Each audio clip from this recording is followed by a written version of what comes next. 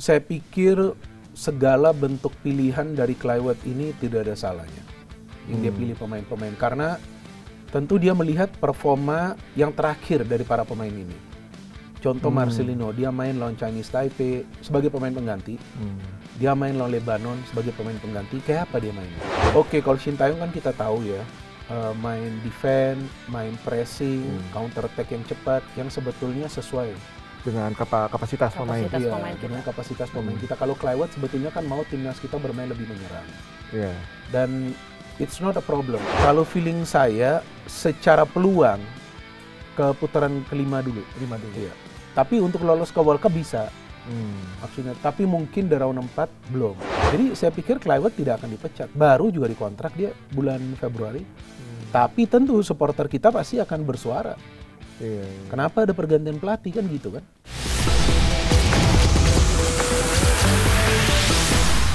Ya, tinggal menghitung hari nih, Timnas Indonesia akan melakoni kualifikasi Piala Dunia 2026 di putaran keempat, di mana nanti Garuda akan berhadapan dengan Arab Saudi dan Irak di Jeddah. Bersama saya Raditya Ayu dan saya Cikal Multazam di podcast Sikat Tipis. Yeay. Bersama kali ini kita akan bahas apa aja nih Cikal selain tentunya itu? Kan ini menghitung hari yang kayak Ayu bilang tadi ya. Kita akan membicarakan match yang begitu penting gitu ya. Kita yang sudah timnas ya. Ini kan sudah melalui perjalanan yang berat gitu ya. Betul. Kayaknya kalau World Cup tinggal berapa langkah lagi ini kan. Dan kita akan membahasnya bersama dengan salah satu analis gitu ya, pengamat sepak bola ternama Bung Bindar Singh. Apa kabar? Halo Bung Bindar. Sehat, Bung? Applause dulu.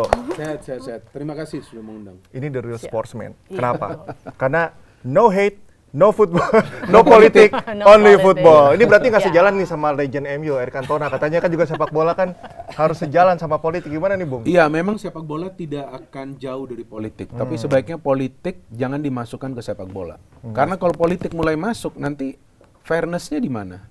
Iya kan? Pasti orang kan pilih-pilih nanti. Iya, benar. Jadi, iya kan? Jadi MU gimana, Bung? Ngomongin MU. Kita lanjut kita nih. Kalau MU sampai hari ini, MU nggak makan soalnya. Nah, makanya itu sampai hari ini nggak tahu apa masalahnya. Tadi bilang sama Ayo ya, tinggal menghitung hari ini. Kan kalau ekspektasi harapan Piala Dunia kan nggak sehari ini doang nih, Bung. Udah lama. Apakah ini memang saatnya kita berekspektasi lebih, kita euforia lebih? Apakah jaga dulu deh, rem dulu deh. Kita sampai sini juga udah mending kok, udah lebih baik. Kalau pandangan dari Bung Bindar gimana nih? Kita kan belum pernah berada di tahap seperti sekarang ya.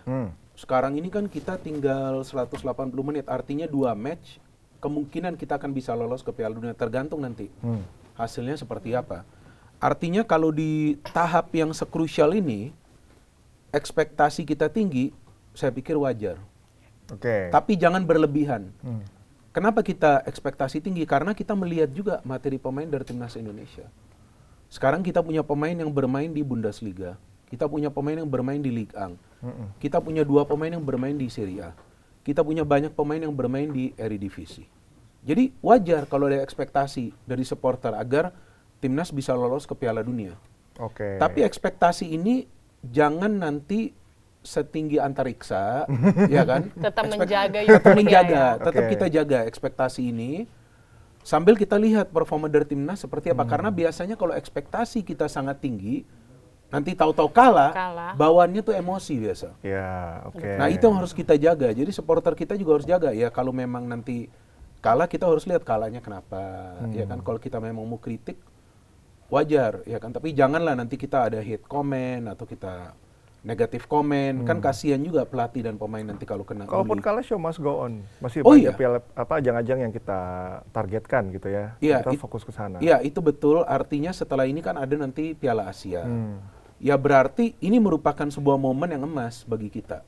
Jika timnas kita bisa lolos, ini kan bisa terjadi sejarah. Memang banyak juga yang mengatakan kan masih ada 2030. Tapi 2030 itu kan masih lama. Kita nggak tahu apa yang akan terjadi. Mungkin 2030 MU yang juara.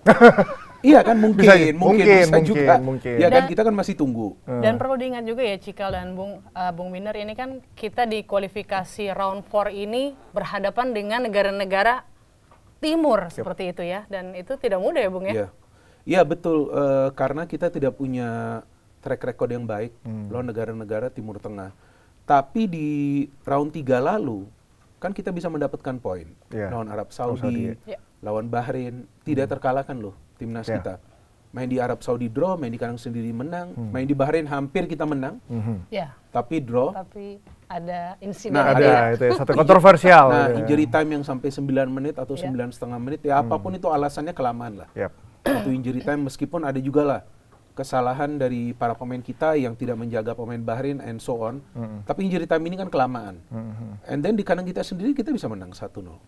Artinya kita punya track record yang bagus. Modal positif ya. Kita punya modal positif. Tapi yang menjadi persoalan adalah ini mainnya kan di wilayah mereka. Di Timur Tengah. Dan salah satu peserta dari round 4 ini adalah tuan rumah. Nah, ini yang bisa menjadi problem bagi timnas kita. Secara non-teknis. Mental sangat diuji di sini ya. Artinya seharusnya para pemain kita itu tidak perlu khawatir ya dengan faktor non teknis yang sekarang sebetulnya timnas kita di bawah. Arab Saudi bahkan menurut saya di bawah Irak juga. Karena Irak sekarang bermain di Timur Tengah, tentulah fans mereka bisa lebih banyak daripada kita. Walaupun kita selalu mengatakan wah fans kita akan banyak, tapi ya kita lihat nanti. Artinya main lepas tanpa beban itu yang lebih penting. Nah, itu yang paling penting. Mental kuat, main tanpa beban, tapi mainnya disiplin. Jangan main lepas itu main all out attack. Wah, bahaya juga kan bagi kita. Jangan kita. serampangan juga gitu ya. Capean di tengah-tengah nanti ya, Bung. Iya, betul. Malah berantakan. Iya, betul. Artinya kan timnas kita setiap kali itu bermain menyerang selalu kena tuh. Dari counter attack lawan China. Terus lawan Australia, lawan Jepang kita main lepas. Pasti kita akan kena transisi dan kemungkinan akan kemasukan banyak gol. Nah, yang menjadi faktor utama bisa menghalau transisi counter attack itu kan juga satunya kiper. Ini diragukan nih dua, Maarten Paes dan juga Emil Odero katanya cedera. Walaupun info terakhir katanya udah mulai ini udah tetap berangkat dan udah mulai pulih. Seberapa penting faktor dua kiper ini? Kalau yang kita lihat timnas kita itu di round 3 bisa bermain sebaik ini, kemudian juga ada mencatat clean sheet dan juga ada beberapa pertandingan hanya kemasukan sedikit gol. Ya, itu juga faktor kiper. Mulai dari Martin Paes yang main lawan Arab Saudi kan.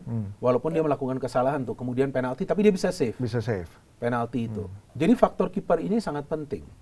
Kalau kita tidak punya kiper yang bermain di luar negeri seperti Paes atau juga Emil Odero, ini bisa menjadi handicap bagi timnas kita. Karena di round 2 itu problem itu ada di kiper. Tapi dengan masuknya Martin Paes, kemudian masuknya Emil, apalagi Emil yang sekarang formnya lagi bagus-bagusnya di Cremonese, ini kan menambah kekuatan dari timnas kita. Seandainya mereka gak main, jauh lebih berat bagi timnas kita untuk melawan Arab dan juga melawan Irak. Karena bola-bola lambung itu loh dari mereka.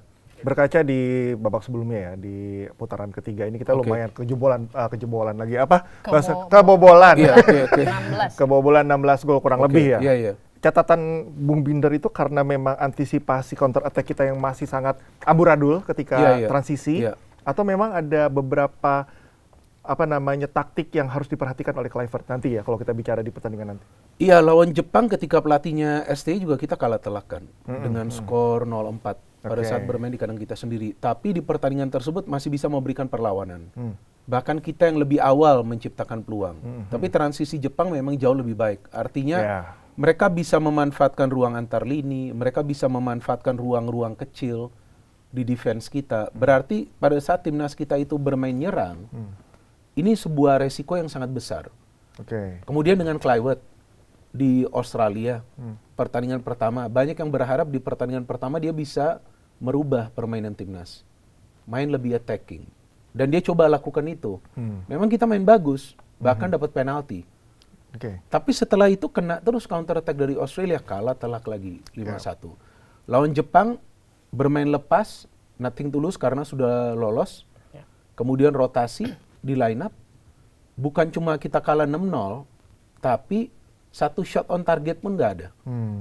Artinya kalau timnas kita mau main menyerang, itu sebetulnya nggak masalah, boleh saja. Itu kan pilihan ya. Dari pelatih dia yang lebih tahu. Tapi tengah ke belakang itu harus rapat. Gak boleh antar pemain ya berarti. Nah, gak boleh ada ruang antar lini itu. Jadi jangan di antara lini tengah ke lini belakang itu ada ruang.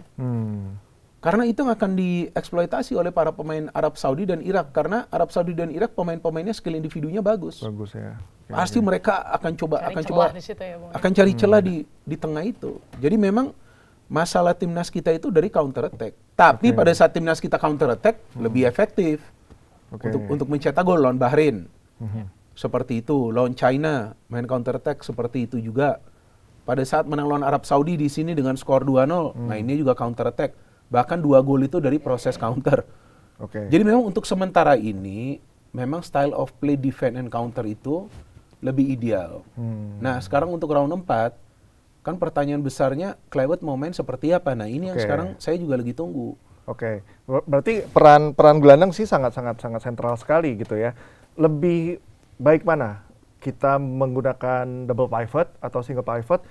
Terus skemanya apakah lebih baik langsung nyerang aja, meladeni gaya permainan Irak atau Arab Saudi, atau kita lebih berhati-hati mencari kesempatan untuk bisa tembus ke area kotak penalti dari Arab Saudi atau Irak? Pertanyaan pertama Anda, double pivot atau single pivot, kalau menurut saya double lebih baik. Double lebih baik. Karena kita punya banyak pemain yang bisa bermain di posisi itu. Ada McClough, ada Joey, ada Nathan, ada Tom Hay. Ada Tom Hay, ada Joe Pelopesi, Mark Klok, Ricky Kambuaya, Beckham Putra, Stefano Lillipali. Itu kayaknya sih Ricky Kambuaya dan Beckham lebih bermain ke depan ya. Lebih ke depan ya. Tapi kita ada Nathan, ada Klok, ada Joey, ada Tom Hay yang sebetulnya bisa bermain. Kurang lebih setipe ya? Iya, di posisi itu. Jadi ada banyak pemain yang bisa bermain di sana. Kalau soal menyerang atau enggak, ya ini kembali pilihannya kepada Kluivert. Contoh, lawan Lebanon, kita bermain di kanan kita sendiri. Oke lah, memang ada rotasi di line up ya. Ada pemain-pemain yang ditaruh di posisi yang berbeda, seperti Calvin Verdong, Kevin Dix. Tapi kan ketika kita bermain friendly match juga, walaupun itu tidak bisa dijadikan patokan, ya kan, karena kan friendly match itu memang biasalah. Kalau pelatih melakukan perubahan di line up, dia coba ajang untuk uji coba itu. Iya, untuk uji coba dia cari. Tapi lawan Lebanon yang kita menyerang total, kita tidak bisa menciptakan satupun peluang on target. Sebaliknya Lebanon sekali ada peluang. On target yang di-save oleh Emil. Ketika kapten dari Lebanon itu ditanya di sesi konferensi pers setelah pertandingan tersebut, kenapa kalian tuh parkir bis? Dia mengakui bahwa kualitas pemain dari Indonesia itu lebih baik ya daripada mereka, sehingga mereka memang harus bertahan. Dia bahkan kasih contoh, dan dia berharap Indonesia lolos ke Piala Dunia. Dia kasih contoh kalau nanti Indonesia sudah di Piala Dunia ketemu Argentina, juga akan bermain seperti Lebanon. Parkir bus atau parkir pesawat, main counter, karena Argentina jauh lebih bagus kualitasnya daripada Indonesia. Artinya ya main menyerang boleh, ya, tapi bisa nggak finishing di depan? Belum lagi kita tahu Ole ini akan main atau enggak, kita belum tahu loh. Dia akan main atau enggak. Kita kan selalu punya problem untuk finishing, tapi selain itu kalau nggak bisa menciptakan peluang yang berbahaya lawan tim asal Timur Tengah, karena tim asal Timur Tengah kalau memang mereka defense-nya kuat, kita mau nyerang total, kemudian mereka transisi. Lebanon kan nggak mau ya, nggak mau keluar. Tapi kalau Arab Saudi kan pasti dia main transisi, pasti Irak main transisi. Nah, bisa kebuka defense kita, cukup beresiko loh. Ada beberapa pemain juga yang nggak dipanggil ya? Iya, betul. Dan kalau tadi kita melihat komposisi pemain, banyak yang baru dipanggil lagi oleh Kluivert nih. Kalau menurut Bung Binder sendiri, dengan tidak dipanggilnya pemain-pemain terdahulu yang sudah kita lihat lah ya kualitasnya dari round pertama seperti Marcelino, kemudian ada Mes Hilgers dan Asnawi, itu tidak ada di round sekarang nih. Bagaimana? Yang cetak gol lagi ya sebenarnya. Iya, betul. Saya pikir segala bentuk pilihan dari Kluivert ini tidak ada salahnya yang dia pilih pemain-pemain, karena tentu dia melihat performa yang terakhir dari para pemain ini. Contoh Marcelino, dia main lawan Chinese Taipei sebagai pemain pengganti, dia main lawan Lebanon sebagai pemain pengganti. Kayak apa dia mainnya di laga uji coba? Kan beda banget, gak seperti Marcelino yang sebelumnya. Yang cetak gol pula lawan Arab Saudi. Nah, yang cetak gol pula, ya kan banyak kehilangan bola, memilih bermain individu, shooting nggak jelas, ya kan? Itu yang menjadi patokan dari Kluivert bagi Marcelino. Plus dia tidak mendapatkan menit bermain. Belum lagi ada kabar cedera, nggak tahu benar cedera atau enggak. Iya kan? Dan katanya dia sudah pindah ke Trensin, tapi belum juga ke sana. Nah, kita kan nggak tahu nih. Ada apa gitu ya? Nah, iya. Artinya jadi keputusan tidak populer pelatih belum tentu itu tidak benar gitu kan ya? Iya, betul. Iya, jadi memang Kluivert yang ngambil keputusan yang profesional. Apalagi sebelumnya dia pernah bicara kan, waktu dia pertama kali menjadi pelatih. Pemain yang tidak mendapatkan menit bermain yang cukup, tidak akan dia panggil. Oke lah, sebelumnya dia masih panggil Nathan. Yang ada juga kesalahan lawan Australia. Tapi sekarang kan dia menepati ngomongan dia. Mes Hilgers juga sama. Ketika dia ada masalah non teknis, apakah dia bisa fokus nggak? Belum tentu. Iya. Di round 4 ini kalau secara kualitas top lah Misilgers, ya kan bisa main. Kita nggak pertanyakan itu lagi. Nggak pertanyakan. Apalagi nilai transaksinya ya, bayaran ya. Nah, value-nya. Iya, value-nya juga. Iya, Cuman kan another problem dari Misilgers itu ketika dia bermain di timnas dia belum kompak. Nah, itu juga mungkin yang akan menjadi persoalan bagi Kluivert jika dia mainkan Misilgers. Jadi bukan berarti Misilgers ini tidak bagus, tapi memang dia belum nyetel di timnas kita. Kalau bicara work as a team, iya belum nyetel. Jadi kita nggak bisa membandingkan Misilgers di Eropa dengan di timnas, nggak bisa apple to apple. Di Eropa dia memang pemain yang bagus, bahkan dia menjadi pemain yang penting sampai Twente itu jika saya tidak salah beritanya bahwa tidak memainkan dia karena dia tidak mau perpanjang kontrak. Seperti itulah kira-kira beritanya. Saya nggak tahu itu benar atau enggak. Artinya kan Twente juga tahu ini pemain bagus. Iya kan? Jadi kualitas dia di Eropa gak ada masalah. Tapi ketika di timnas dia belum kompak. Cerita lain itu. Cerita lain, resiko. Plus dia sekarang gak mendapatkan menit bermain. Wajar saya pikir Kluivert gak panggil Miss dan Marcelino. Arhan dan Asnawi banyak sekali yang nanya. Iya kan? Tapi Arhan dan Asnawi kalau menurut saya kalah bersaing. Di posisi Arhan sudah ada banyak pemain. Di posisi Asnawi sudah ada banyak pemain. Sekarang saya tanya Anda. Kalau disuruh pilih Asnawi atau Yakob, Anda pilih siapa? Yakob Sayuri. Ya kan? Secara pergerakan untuk transisi dia lebih baik. Kenapa? Dia bisa melakukan pergerakan tanpa bola, mencari ruang. Passing-passing dia juga bagus. Dan skill individu dia. Iya, lebih atraktif. Skill individu dia juga bagus. Daripada Arhan, Anda pilih Kelvin Verdong atau Yance Sayuri.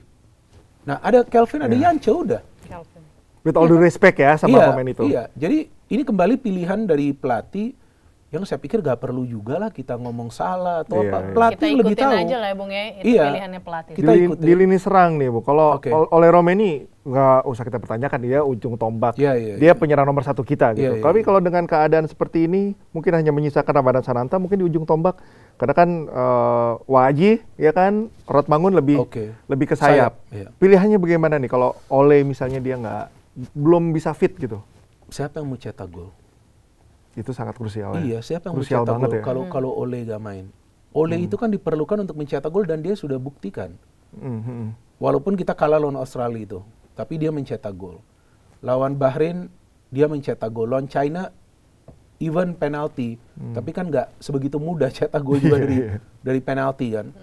Jadi dia memang pemain yang kita perlukan. Kalau seandainya Ole gak main, siapa yang mau cetak gol? Saya nggak yakin dari second line akan ada yang bisa masuk kecuali Miliano. Tadi saya kepikiran second line justru yang bisa. Mungkin Miliano bisa nyetel, tapi Mauro juga dipanggil ya. Mauro ya, Mauro dipanggil. Tapi Mauro kan baru, pemain baru juga. Dia belum ngeblend dengan yang lainnya. Belum lawan Lebanon, lawan Chinese Taipei juga dia nggak nyetel. Ramadan Sananta, saya nggak yakin sih Ramadan Sananta. Tapi dengan kondisi Ole yang mungkin belum fit 100%, gimana Bung? Ini bakal seperti apa nanti? Akan dipaksakan nggak?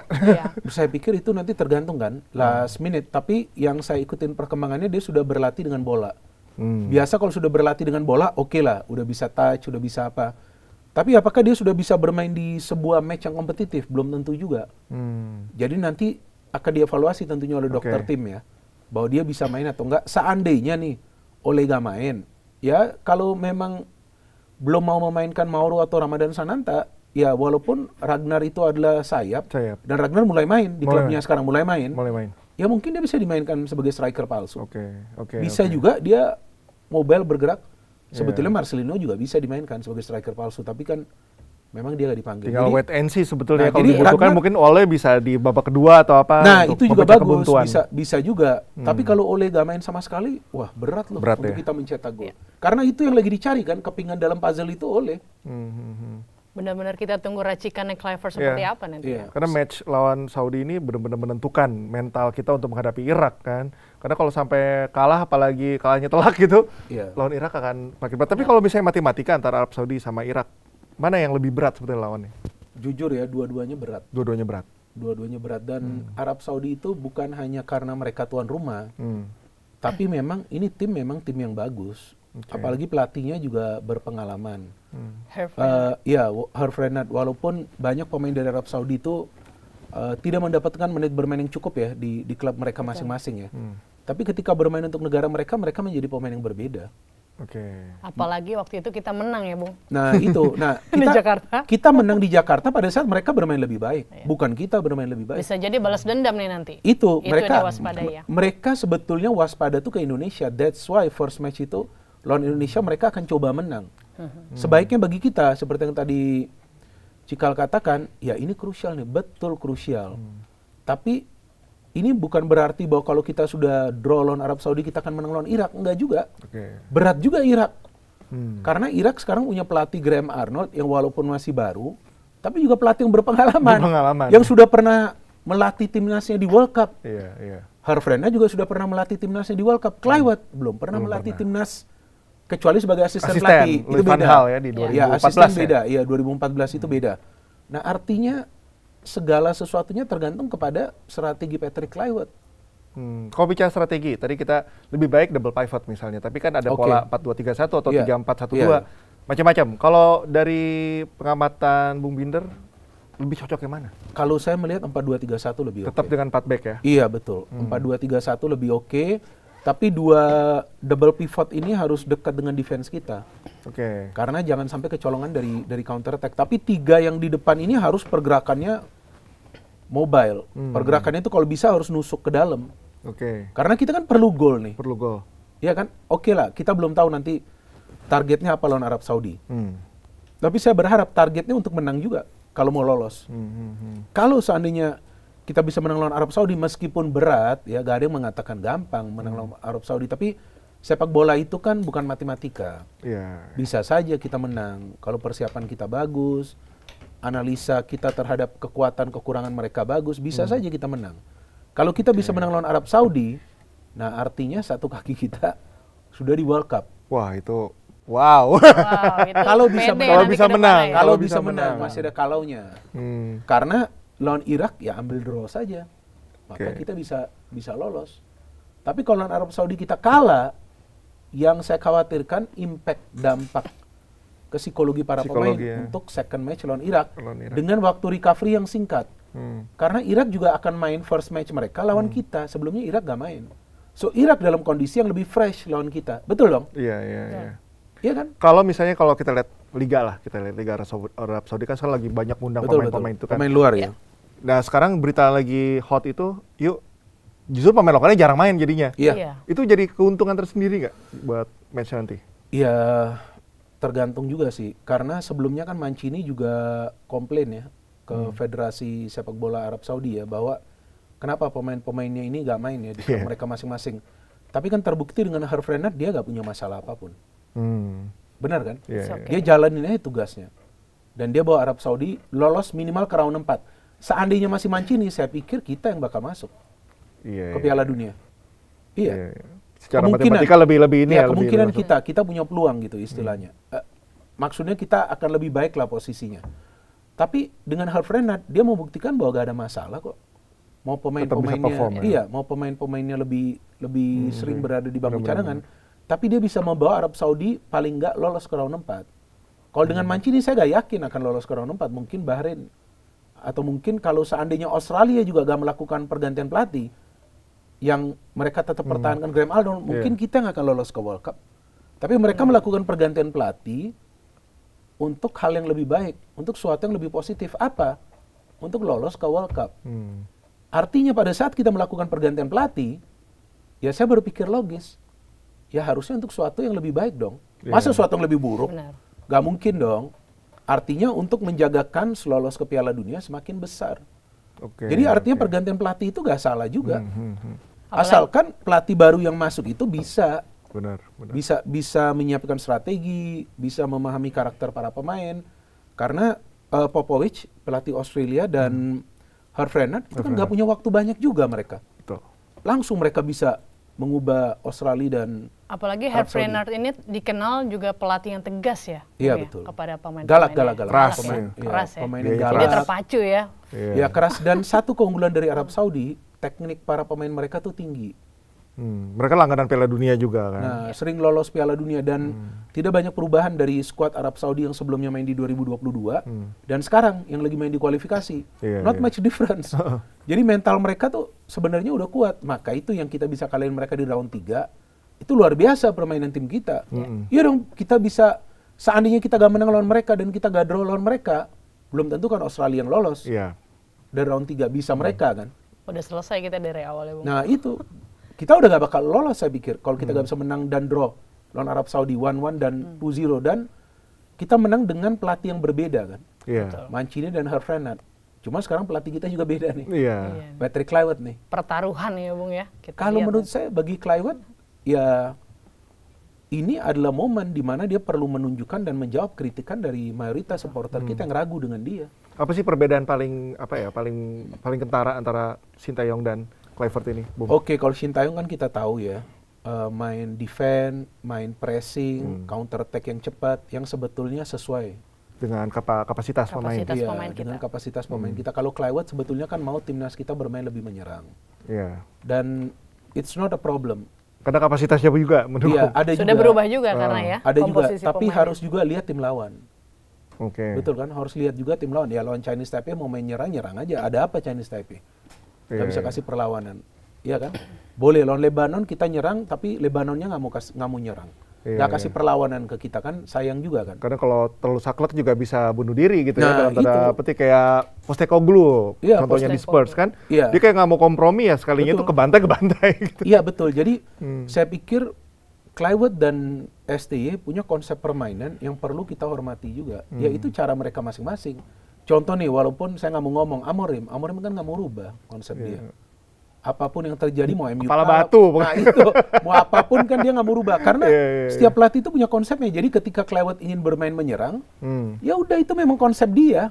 Meskipun kita sering kritisi, kenapa menyerang sih? Ini kita sering kena counter attack kok. Tadi seperti yang kita elaborasi di sini kan. Tapi namanya pelatih, dia kalau yakin dengan konsep dia pasti akan jalanin dengan materi pemain yang dia punya sekarang.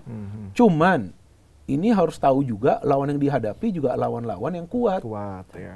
Yang tentunya untuk round 4 ini mereka akan bermain berbeda, tidak seperti round 3 karena ini one match. Akan berbeda. Nah, Bung, bicara soal psikologi pemain kita nih ya. Sudah bermain di Arab Saudi dan juga nanti wasitnya juga pastinya berasal dari Timur Tengah. Sebagaimana yang kita ketahui kan sebelumnya kita punya pengalaman yang kurang menyenangkan ya dengan wasit-wasit Timur Tengah.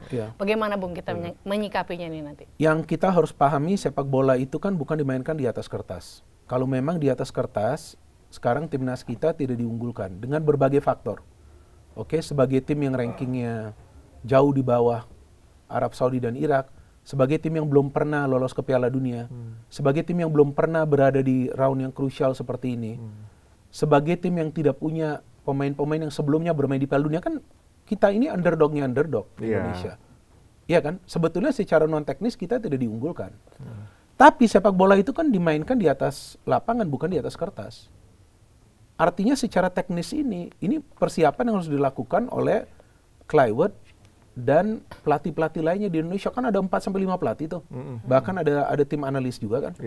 Nah jadi kalau strategi kita ini tepat, apapun nanti yang Kluivert pilih, mau main defense counter, mau main 3 center back, mau main 4 pemain bertahan, mau main double pivot, mau main single pivot, apalah formasinya, asalkan dia tahu kelemahan Arab Saudi itu seperti apa, saya yakin kok bisa menang timnas kita. Tahu gak kelemahannya Arab Saudi itu apa? Nah itu tugas dari tim analis yang ada di timnas, kan harus pelajari mereka. Apa nih kekurangannya, apa kekuatan mereka, jangan sampai kita kecolongan. Ya meskipun belum tentu juga itu nanti berhasil, tapi persiapan kita harus bagus. Persiapan Arab Saudi jauh lebih baik daripada kita. Ya kan mereka kelihatan serius banget itu. Sampai ikut Piala Emas. Terus kemarin main di Eropa juga. Nah, artinya kan mereka udah melakukan persiapan dengan berhadapan tim yang lebih kuat. Mereka nggak mau tim yang lemah.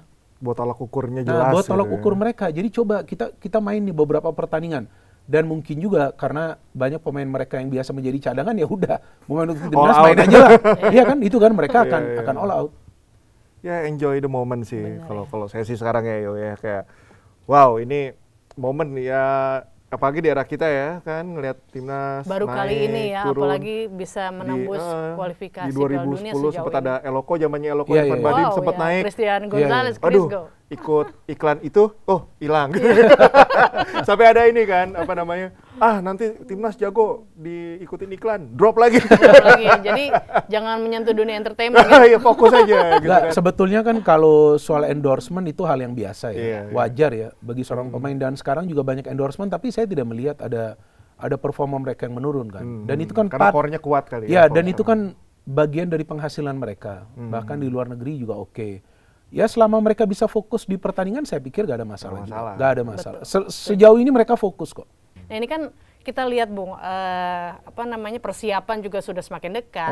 Kemudian para pemain dari banyak benua ini bersatu nanti di Jeddah, Arab Saudi. Dengan persiapan yang begitu tipis banget nih, gimana menyatukan mereka ini? Kira-kira mereka bisa ngeblend nggak sih Bung untuk di laga pertama X nanti? Gitu ya, misalnya. Ya kalau banyak yang mengatakan faktor X ini kan dari wasit. Banyak yang khawatir kan. Balik lagi. Kita review lagi. Iya, banyak yang khawatir soal wasit kan. Tapi saya pikir ya kalau wasit sampai kita lihat itu curang, ya saya pikir gak fair juga. Ya kan. Saya pikir wasit juga paham lah bahwa memang dia harus menjalankan tugasnya secara profesional. Saya pikir dari faktor ini sih, fisik dan stamina. Karena yang saya dapat informasi di Arab Saudi lagi panas-panasnya juga nanti. Itu tuh. Kalau bicara panasnya Arab Saudi misalnya, sama Indonesia panas-panas. Ya ini lagi siangnya Indonesia. 40 derajat ya. Ada mobil ya baru datang, buka kapas ini deketin tuh. Begitu panas seperti itu ya. Malam juga. Malam kayak siangnya di sini, Bung. Waduh. Saya pengalaman ke sana. Nah, maka itu luar biasa. Tapi nggak tahu ada pendingin nggak ya mereka di stadion? Harusnya ada ya. Karena ada ya. Biasa Karena mereka biasa di Eropa dingin, nanti di Arab wow. Itu agak berat. Kalau menurut saya ini dari faktor fisik dan stamina aja. Apalagi mereka sampai kalau nggak salah 2 hari sebelum match, tanggal 6 baru sampai, kecuali yang main di sini ya. Yang main di Liga Domestik kan udah berangkat nih hari ini atau besok nih akan berangkat. Tapi yang main di Eropa ya berarti recovery mereka harus bagus. Oh iya, karena ekstrim tuh. Iya betul. Nah mungkin ada perdebatan, ya udah suruh latihan fisik, gak ada waktunya mau latihan fisik. Betul. Gak ada waktunya. Iya cuma 2 hari baru jet lag suruh latihan fisik, malah ngedrop nanti di hari pertandingan.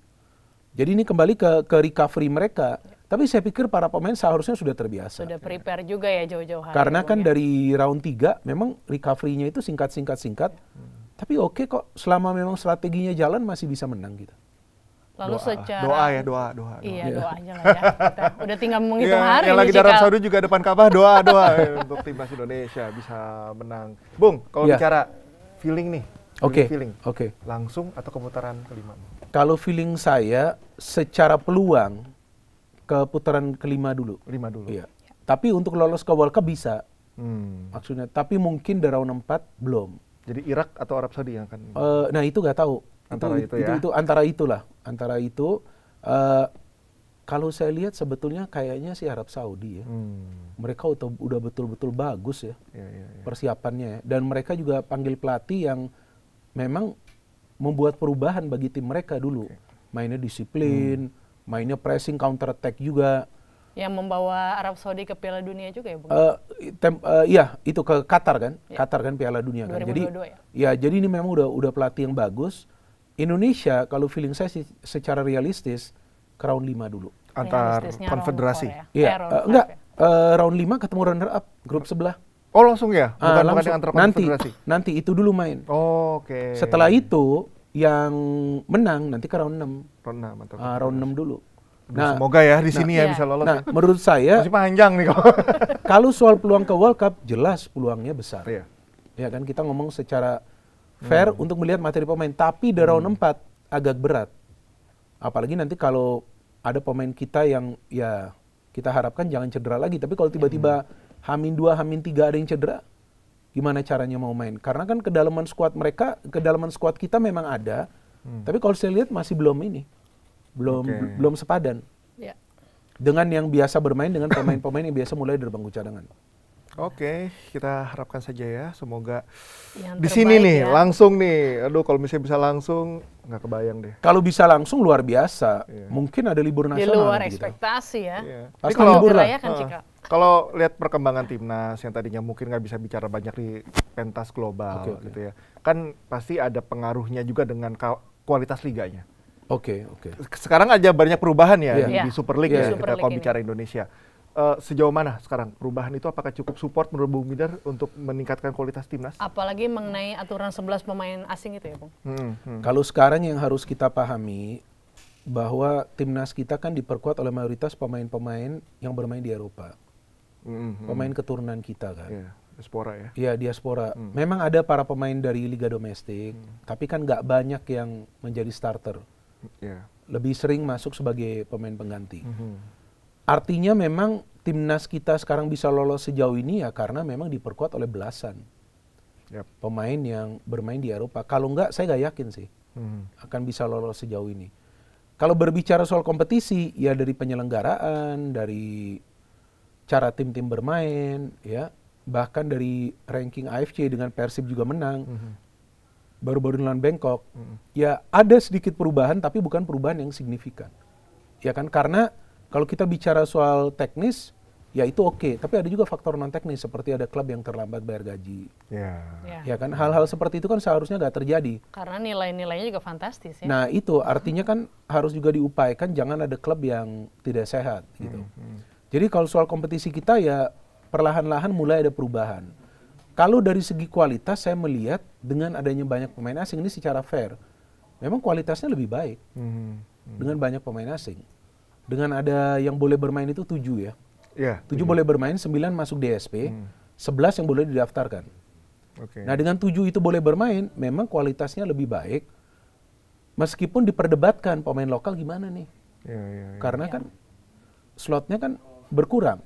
Tapi kalau kita berpikir secara logis ya sejauh para pemain lokal ini memang bagus, nggak perlu juga para pemain asing. Kalau di alam berpikir saya nih, Bung ya, sekarang ya udahlah pakai diaspora, atau juga mereka legal gitu ya, legal. Punya darah Indonesia juga. Sambil ini berjalan, sambil juga ada perbaikan di pembibitan ya. Pembinaan. Ya. Anda Bung Midar lihatnya bagaimana? Pembinaan apakah sudah ada perubahan atau masih ini masih gitu-gitu aja gitu? Gini, kalau kita mau lihat pembinaan ada perubahan atau enggak, coba kita lihat permainan timnas U23 sebelumnya. Kita lihat permainan timnas U20. Ya kan lah U19 sebelumnya bisa juara Piala AFF, tapi di Asia kita nggak berkembang. U23 nggak bisa juara Piala AFF, nggak bisa lolos ke Asia. U17 kita bisa lolos ke World Cup, tapi lihat aja nanti mainnya seperti apa. Dan masih aja ada pemain diaspora di U17 ya kan, akan bertambah lagi. Ya artinya pembinaan kita berjalan, tapi hasilnya belum seperti yang kita ekspektasi. Belum seperti menghasilkan belasan pemain-pemain top, sehingga nanti kita tahu pemain-pemain top ini akan main di U20, U23, senior kan belum. Iya kan? Yang kemarin U23 main juga kita tahu ada Rafael Strijk, ada Jan Schraven juga. Mereka kan pemain diaspora juga, walaupun sekarang sudah bermain di sini. Seandainya U23 itu kemarin Ivar Jenner main, Justin Hubner main, bisa lolos kita ke Asia. Tapi kan enggak. Dipanggil pemain-pemain yang memang mayoritas bermain di tanah air kan. Tapi kita lihat saja kualitasnya ketika lawan Korea seperti apa permainan kita. Kita nyerang keluar, tapi kita tidak bisa menciptakan satu shot on target. Korea main counter attack bisa menciptakan 9 peluang yang berbahaya. Nah itu ya, kayak menyerang dengan percuma. Nah itu, kenapa? Karena para pemain Korea paham apa yang perlu mereka lakukan. Gak banyak kesalahan, mainnya dengan mengandalkan intelijensia. Ya kan, mainnya tenang, gak ada istilahnya tuh terburu-buru, ya kan, atau biasa istilahnya yang biasa dipakai oleh netizen tuh gerasa gerusuk, kan enggak juga. Mereka tenang banget mainnya. Tapi mereka bisa menang, mereka bisa menciptakan banyak peluang. Artinya kalau saya berpikir pembinaan pemain usia muda kita belum berjalan dengan baik. Tapi dengan adanya Dirtek yang baru, nah ini yang saya harapkan. Harusnya Dirtek baru ini bisa membuat itu yang panduan itu. Better misalnya mereka diberikan kesempatan untuk ya mungkin dengan regulasi tertentu mereka bisa dipercepat untuk bermain di liga utama gitu ya, kalau dalam ini Super League, atau justru dikirim ke Eropa misalnya, atau ke negara-negara yang mungkin lebih maju sepak bolanya. Iya betul, sebenarnya kalau mau main di Eropa boleh saja, tapi kan lebih banyak pemain kita yang struggling di sana. Banyak contoh ya. Iya, gitu sulit banyak bersaing dengan sulit mendapatkan menit bermain. Akhirnya apa? Mereka gak mendapatkan menit bermain, performa mereka turun. Contohnya Egy dan Witan. Mereka sempat gak masuk timnas juga kan tempo hari pada saat kembali ke sini karena formnya gak bagus. Akhirnya kembali lagi ya. Akhirnya kembali lagi walaupun Witan belum, Egy kan. Karena dia di sini mainnya ternyata dia mendapatkan menit bermain and he's a good player. Jadi daripada ke Eropa, saya pikir daripada Eropa susah-susah, ya coba aja ke Korea. Jepang sih susah juga kan. Jepang juga biasa pemain-pemain kita kan cadangan kan. Arhan sebelumnya, Justin Hubner juga itu. Korea saya pikir kalau bisa dapat oke. Atau Thailand. Faktor fundamentalnya apa sih Bung? Mental kah atau? Kalau banyak yang bicara ke saya itu mental. Homesick gitu ya? Kayak begitu. Atau dari makanan. Susah juga kan. Artinya adaptasi dengan life di sana, dengan kehidupan di sana di Eropa. Jangankan pemain. Saya aja ke Eropa aja gak bisa lama-lama betah. Iya, cocok makanannya. Iya, paling lama juga 1 minggu kan dingin lagi, ya kan kita gak bisa keluar. Gak gampang. Artinya mentalnya itu harus kuat. Tapi kalau memang ada yang bisa survive, wah luar biasa pasti. Makanya itu banyak yang mengatakan Rizky Ridho ke Eropa. Ya bisa gak Rizky Ridho survive? Bukannya meragukan dia bisa atau tidak gitu. Jangan lagi bagus-bagusnya di sini, lagi main di timnas juga oke.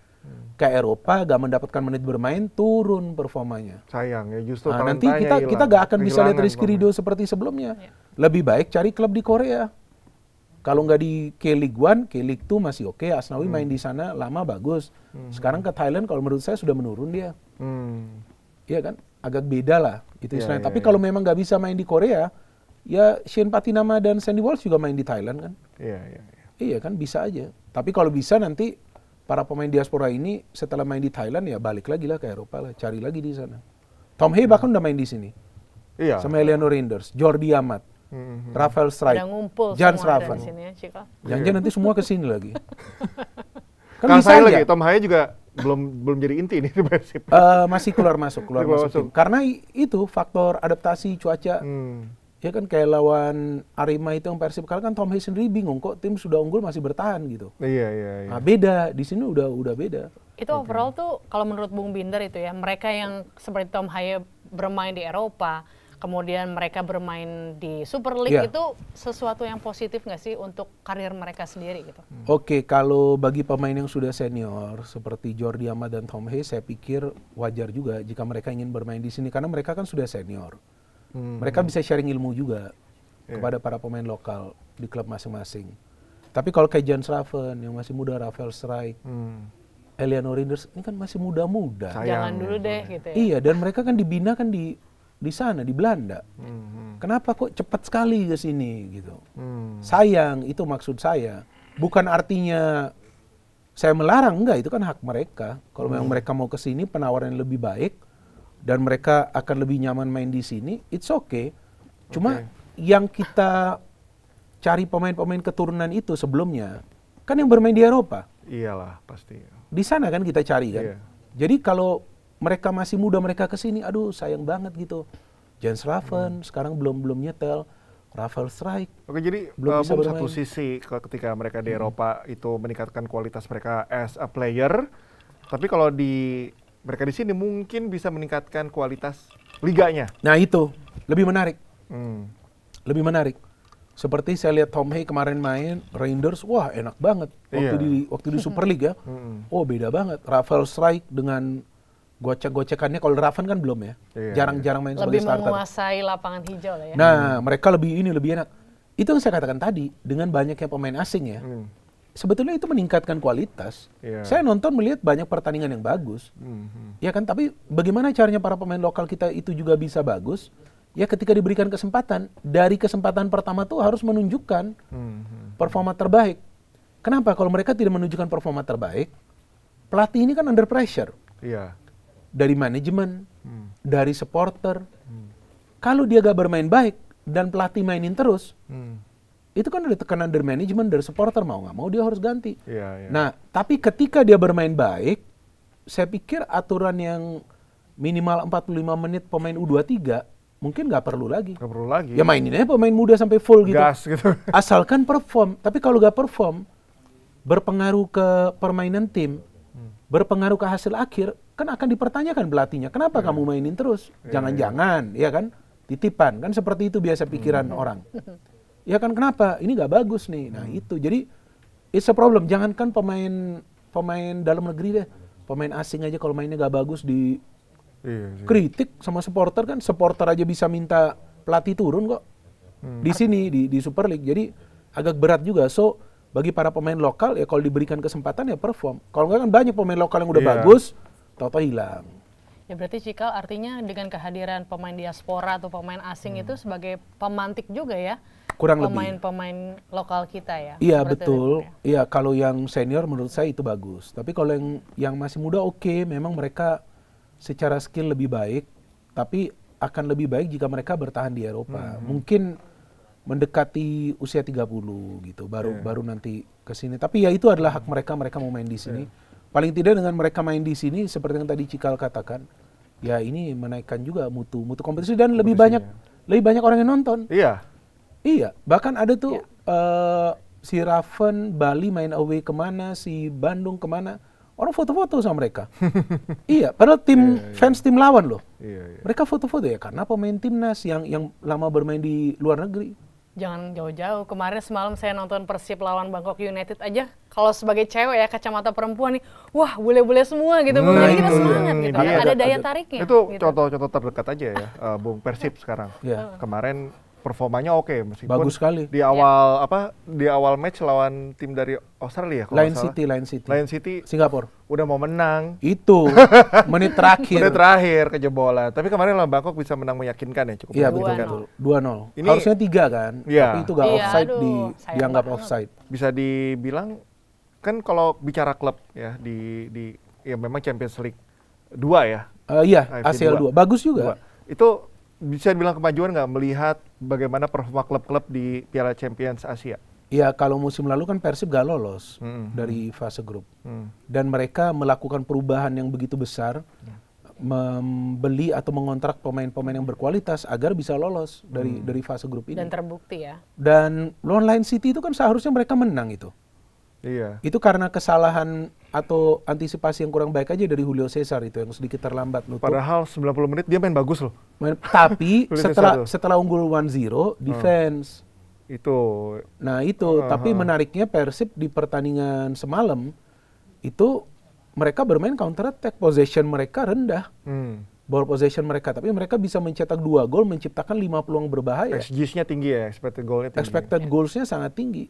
Jadi ya Persib memang kelihatan di Asia ini mainnya jauh lebih baik daripada di Liga. Nah di Liga agak ini nih, beda kali kalah. Iya beda banget. Beda banget ya? Beda banget.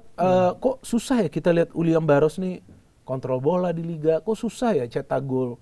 Ya walaupun dia sudah mencetak 4 gol. Kok susah, kok Ramon mainnya susah ya gitu. Nah, ada pemain baru mereka juga, Sadil Ramdhani, ya kan di Liga mainnya beda. Tapi lawan Bangkok mainnya bagus Sadil. Lawan Lion City Sailors memang dia babak pertama kurang baik, tapi dari sebuah kesalahan dia bisa mencetak gol. Faktornya apa ya, Bung? Kalau saya melihat faktornya adalah fokus sih. Memang fokusnya nggak ke Liga. Jadi kelihatan bukan fokusnya nggak ke Liga, artinya di ACL 2 itu sepertinya targetnya adalah every match itu harus dapat poin. Harus digeber terus. Harus gitu digeber. Ya? Kalau di Liga, Boyan Hodak tuh banyak melakukan rotasi. Oh iya sih. Nah dia sering tuh melakukan rotasi, kemudian pergantian pemain juga beda ya. Tapi di ACL 2 pergantian pemainnya juga bagus.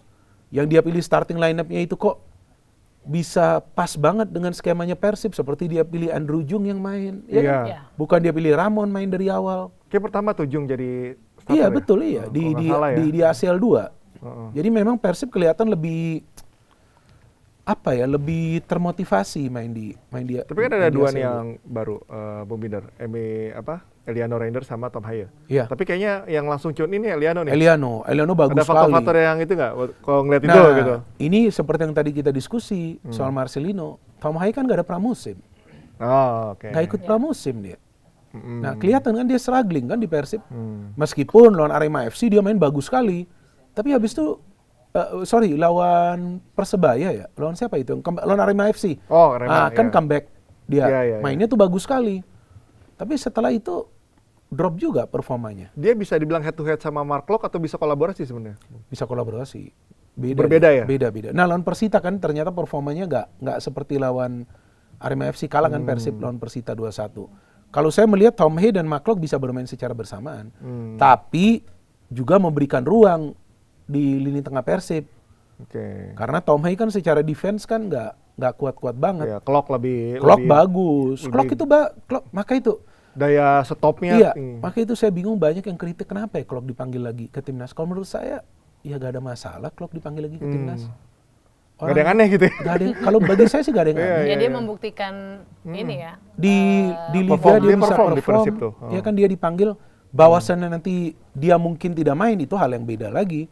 Tapi kan seorang pemain senior itu kan bukan cuma dilihat dari kontribusi di atas lapangan, tapi di luar lapangan.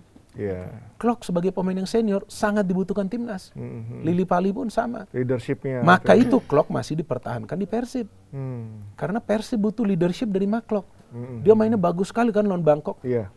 Ketika lawan Lion City Sailors dia keluar, kan kurang bagus itu mainnya. Iya kan? Akhirnya Lion City yang mendominasi kan. Jadi Klok ini adalah leader di Jadi ada yang mengatakan kapten itu leader, yang enggak juga. Kapten itu gak semuanya leader, tapi leader ya leader. Klok waktu sebelumnya gak kapten juga memang udah pemimpin gitu. Jiwa pemimpinnya kelihatan sejak dia main di PSM. Iya. Udah kelihatan Klok itu. Ya kayak CR7 lah ya, dia di klub manapun ya bukan kapten kayak di Juventus, tapi ya orang tahu leadernya dia. Oh iya, leadernya, cara dia memotivasi. Pun ada Fernandes ya, tapi dia kan yang dilihat. Iya betul, Fernandes bukan leader lah. Nyambung lagi. MU lagi. Nah, menurut Bung Binder nih, ada nggak sih pemain Super League yang memiliki potensi luar biasa yang belum dilirik oleh Kluivert? Ada kan, itu ya, ada Mutiara. Oke. Mutiara terpendam. Oke, ini biasa ya. Banyak akan berdebat kenapa si A gak dipanggil, kenapa si B gak dipanggil. Tapi kalau menurut saya untuk saat ini nggak ada. Siapa yang mau Kluivert panggil lagi? Ricky Kambuaya dia panggil, Egy Maulana Fikri dia panggil, terus ada si Beckham Putra dia panggil, Klok dia panggil, Tom Hey Eliano sekarang udah bermain di sini, Yakob Sayuri dia panggil, Yance Sayuri dia panggil. Ini udah benar-benar gitu. Ya mungkin ada yang perdebatkan, coba dong panggil pemain muda lah. Ya kita tahu lah ada di beberapa klub ada pemain muda ya, tapi itu beresiko manggil-manggil pemain muda dari kompetisi domestik kita untuk pertandingan krusial seperti ini. Jadi saya pikir kalau sekarang ditanyakan siapa pemain lagi, ya kalau dari kompetisi dalam negeri saya pikir udah pas ya, yang dia panggil. Kalau sebelumnya kan banyak yang mengeluh kenapa sih Lili Pali gak dipanggil? Ramai tuh, rame kan? Kenapa sih Klok udah dia panggil sekarang? Tapi bukan dia panggil juga karena netizen, tapi dia juga ngelihat ya kalian bisa main. Ya kenapa enggak dipanggil? Meskipun lagi-lagi belum tentu menjadi starter. Tapi pengaruh mereka di luar lapangan itu akan sangat diperlukan oleh para pemain lain. Oke. Seandainya, misalnya kita balik lagi ke timnas nih ya. Kita sudah mau sampai ke segmen akhir nih sebetulnya. Oke.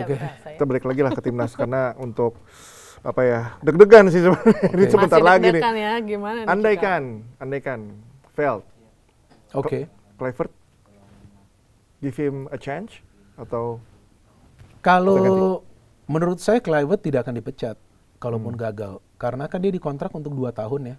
Sama seperti Gerald Van den Berg. Gerald Van den Berg kan gagal total. AFF U23 tidak juara, U23 tidak lolos ke Asia, tapi nggak dipecat ya. Masih dipertahankan sesuai dengan durasi kontraknya. Jadi saya pikir Kluivert tidak akan dipecat. Baru juga dikontrak dia bulan Februari. Tapi tentu supporter kita pasti akan bersuara. Kenapa ada pergantian pelatih kan gitu kan?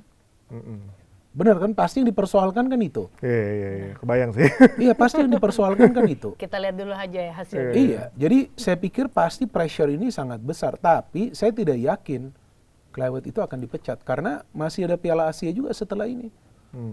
Dan PSSI dengan mengontrak Kluivert itu kan juga membuat sebuah program jangka panjang kan. Artinya kalau sekarang Kluivert dipecat, oke lah anggap aja dipecat. Siapa lagi yang mau dicari? Emangnya pelatih-pelatih luar negeri yang top-top itu ngantri untuk latih timnas Indonesia? Kan enggak juga. Kalau seandainya ngantri, seharusnya pergantian ST itu ke pelatih yang lebih bagus. Bukan Kluivert, iya dong. Yang contoh melatih. Ya, contoh Giovanni Van Bronckhorst mungkin. Ya kan? Tapi kan enggak, dapatnya Kluivert yang memang lagi jobless juga.